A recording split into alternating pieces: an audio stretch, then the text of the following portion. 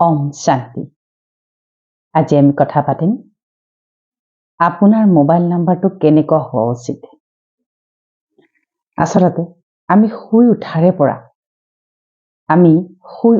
পৰা ৰাতি শুৱাৰলৈকে মোবাইলৰ লগত বেছি সময় থাকোঁ। আগতে কথাবোৰ ইমান গুৰুত্বপূৰ্ণ নাছিল, কাৰণ তেতিয়া মোবাইলৰ এভেইলেবিলিটি কম আছিলে। কিন্তু এতিয়া মোবাইল যিহেতু 100 জনৰ ভিতৰত 90 জনক বুলি কম, 90 জনে মোবাইলৰ লগত ৰাতিপুৱাৰ পৰা সন্ধিয়ালৈ কানেক্ট হৈ থাকে। মোবাইলৰ ভাইব্ৰেশ্যন, মোবাইলৰ নাম্বাৰৰ ভাইব্ৰেশ্যনে আপোনাক প্ৰত্যক্ষভাৱে বা পৰোক্ষভাৱে আপোনাৰ ওপৰত প্ৰভাৱ বিস্তাৰ কৰি থাকে। কিন্তু এইখিনিতে কওঁ, যিসকল আধ্যাত্মৰ লগত জড়িত, যিসকলে নিতৌ মেডিটেশ্যন কৰে, যিসকলে নিতৌ সংকল্প লয়, সেইসকলক বৰ বেছিকৈ এফেক্ট নকৰে। কিয়নো গ্ৰহ নক্ষত্ৰক এটা বস্তুৱে ডমিনেট কৰি ৰাখিব পাৰি, এটা বিধিৰে ডমিনেট কৰি ৰাখিব পাৰি। গ্ৰহ নক্ষত্ৰৰ বেয়া ফলাফলক এটা বিধিৰেহে আপুনি ঠিক ঠাক কৰি ৰাখিব পাৰে। সেইটোৱে হৈছে মেডিটেশ্যন, ধ্যান, তপস্যা বা সাধনা, যি আমি শিকাওঁ। এতিয়া কথা হ'ল, যিসকলে আধ্যাত্মৰ লগত জড়িত নহয়, যিসকলে ধ্যান ধাৰণা কৰিবলৈ সময় নাই, যিসকলৰ জীৱনত ব্যস্ততা বেছি, সেইসকলে কিন্তু মোবাইল নাম্বাৰ লগত লৈ ফুৰোঁতে সাৱধানতা অৱলম্বন কৰাটো উচিত। সেইবাবে আপুনি মোবাইল নাম্বাৰ কিদৰে কোনটো উচিত হ'ব আপোনাৰ বাবে, কোনটো মোবাইল নাম্বাৰ আপোনাৰ বাবে ভাগ্যৱান হ'ব পাৰে, তাৰ ওপৰত সৰুকৈ মই আজি অকণমান আপোনালোকক আইডিয়া দিম। আইডিয়াটো আপোনালোকে যদি জানি লয়, আপোনালোকে নিজেই নিজৰ বাবে এটা ভাগ্যশালী মোবাইল নম্বৰ নিৰ্বাচন কৰি ল'বলৈ অসুবিধা নহ'ব।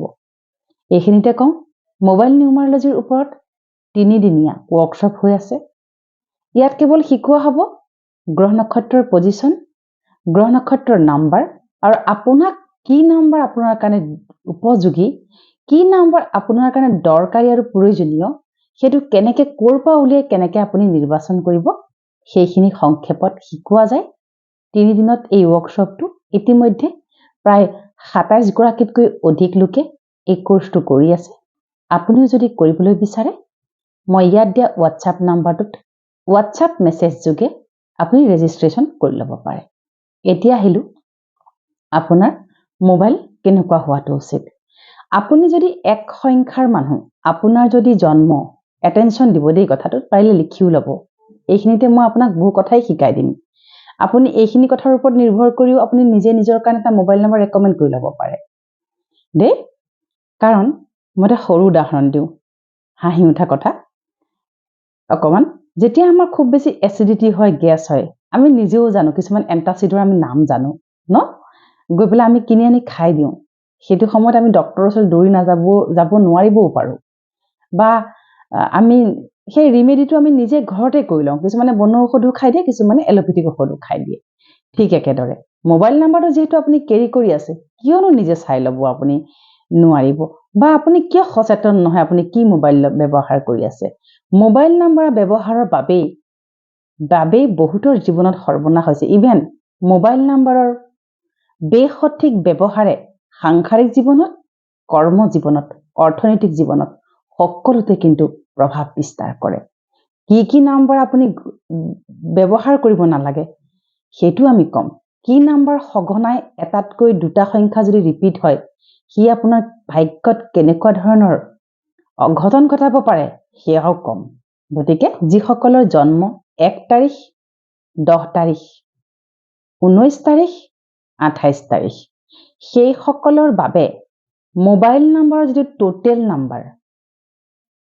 গোটেইকেইটা মোবাইল নাম্বাৰ যোগফল যদি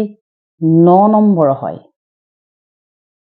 সেইসকলৰ বাবে সেইটো ভাগ্যশালী নাম্বাৰ। কিন্তু সেইসকলৰ মোবাইলৰ 7ম পজিশ্যন আৰু 10ম পজিশ্যনত টেনশ্যন দিব, সেইসকলৰ মোবাইল নাম্বাৰ কেইটা সংখ্যা থাকে? 10টা সংখ্যা থাকে। প্ৰথম, দ্বিতীয়, তৃতীয়, চতুৰ্থ, পঞ্চম, ষষ্ঠ, সপ্তম, অষ্টম, নৱম, দশম। 7ম পজিশ্যন আৰু 10ম পজিশ্যনত কি নাম্বাৰ আছে, বহুত বেছি ইম্পৰ্টেণ্ট। এতিয়াই চেক কৰক, যিসকলৰ 1 তাৰিখে জন্ম, যিসকলৰ 10 তাৰিখে জন্ম, যিসকলৰ 19 তাৰিখে জন্ম 28 তাৰিখে জন্ম সেইসকলৰ বাবে মোবাইল নম্বৰ যদি সপ্তম পজিশনত যদি কেনেবাকৈ 8 আছে বা দশমত শেষৰ পজিশনত যদি 8 আছে তেতিয়া হলে বা 77 আছে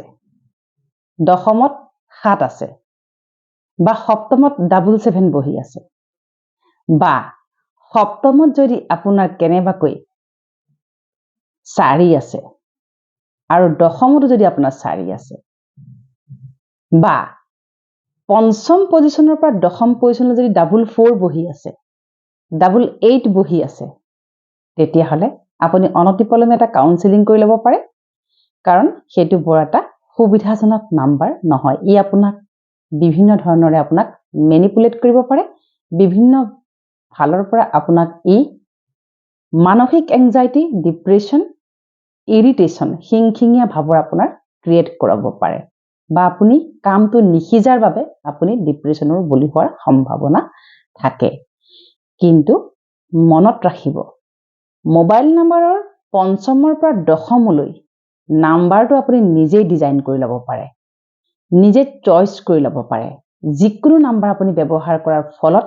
আপুনি জীৱনত কেতিয়াও উন্নতি সাধন কৰিব নোৱাৰে সকলোৰে বাবে কৈছো যদি কেনেবাকৈ মোবাইল নম্বৰত আপোনাৰ পঞ্চমৰ পৰা দশমলৈ যদি 0 থাকে বিশেষভাৱে সপ্তম আৰু দশমত যদি 0 আছে তাৰ মানে মোবাইলৰ শেষ ডিজিটটো যদি 0 দুটা 0 তিনটা 0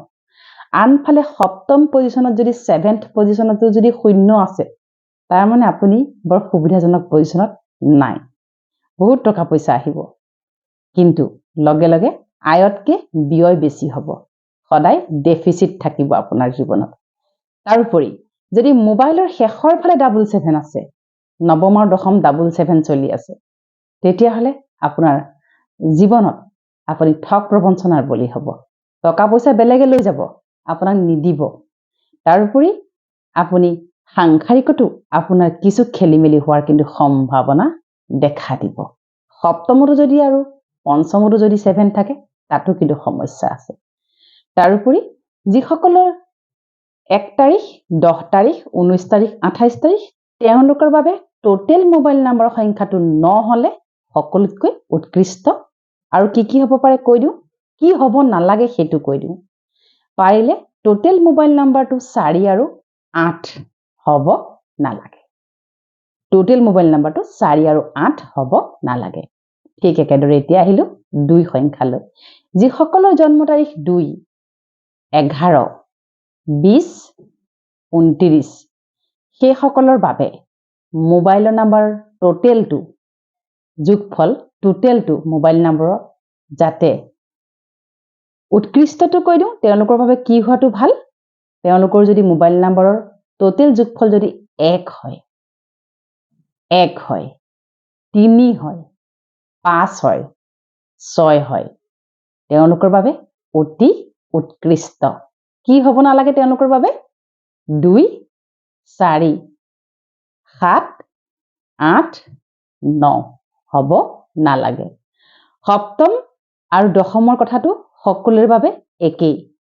সপ্তম আৰু দশমত তাৰোপৰি গুটেই কেটা মোবাইল নম্বৰ যদি আপোনাৰ 44 বহিছে কৰবাত 88 বহি আছে 77 বহি আছে তেতিয়া হলে আপুনি অকমান কাউন্সেলিং কৰি লোৱাটো জৰুৰী যিসকলৰ জন্ম তাৰিখ 3 12 21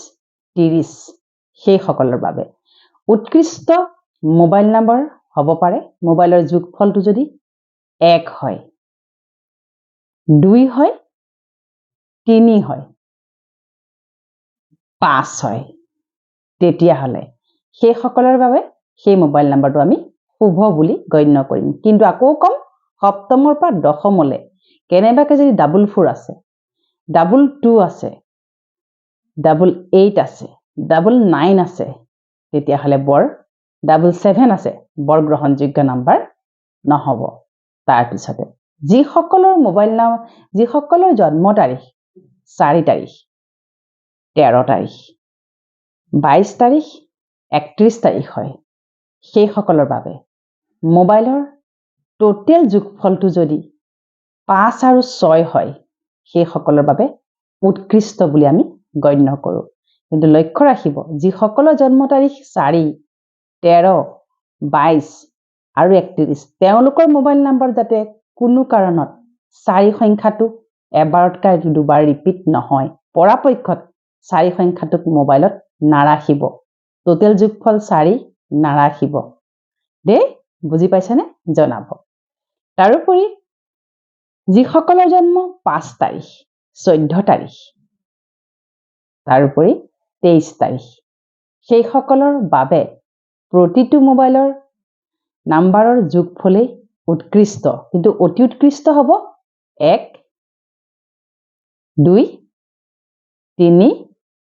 5 6 অতি উৎকৃষ্ট বাকিখিনিও চলি যাব মধ্যম ফল দিব তাৰোপৰি যিসকলৰ জন্ম 6 তাৰিখ 15 তাৰিখ 24 তাৰিখ সেইসকলৰ বাবে মোবাইল নম্বৰৰ যোগফলটো টোটেল নাম্বাৰ যাতে কোনো কাৰণত 3 নহয় 8 নহয় সতৰ্ক হ'ব 3 আৰু যাতে 8 নহয় সেইসকলৰ বাবে উৎকৃষ্ট মোবাইল নম্বৰ যোগফলটো হয় 1 5 6 1 5 6 তাৰোপৰি যিসকলৰ জন্ম তাৰিখ 16 যিসকলৰ জন্ম তাৰিখ 6 15 আৰু 24 তাৰিখ সেইসকলৰ মোবাইলৰ উৎকৃষ্ট সংখ্যাটো হৈছে গোটেইকেইটা যোগফল কৰি আপুনি পাব 1 5 6 বাকিখিনি এভয়েড কৰিব 3 একেবাৰে নলব যিসকলৰ জন্ম তাৰিখ 7 16 25 সেইসকলৰ কাৰণে মোবাইল নম্বৰৰ যোগফলটো অতি উৎকৃষ্ট হয় 1 3 5 1 3 5 কিন্তু বাকিখিনিও আপোনাক মধ্যম ফল দিব ইমান ক্ষতি নকৰে কেৱল 8 সংখ্যাটো এভয়েড কৰিব তাৰোপৰি যিসকলৰ জন্ম তাৰিখ 8 17 26 হয় সেইসকলৰ বাবে উৎকৃষ্ট মোবাইল নম্বৰৰ যোগফলটো হৈছে 3 আৰু 5 3 আৰু 5 বাকিখিনি পৰাপক্ষত এভয়েড কৰিব লাগিব 8ৰ কাৰণে অকমান বেছি জৰুৰী কথা যে 8 সংখ্যাৰ যিসকল ব্যক্তি যাৰ 8 তাৰিখে জন্ম 17 তাৰিখে জন্ম 26 তাৰিখে জন্ম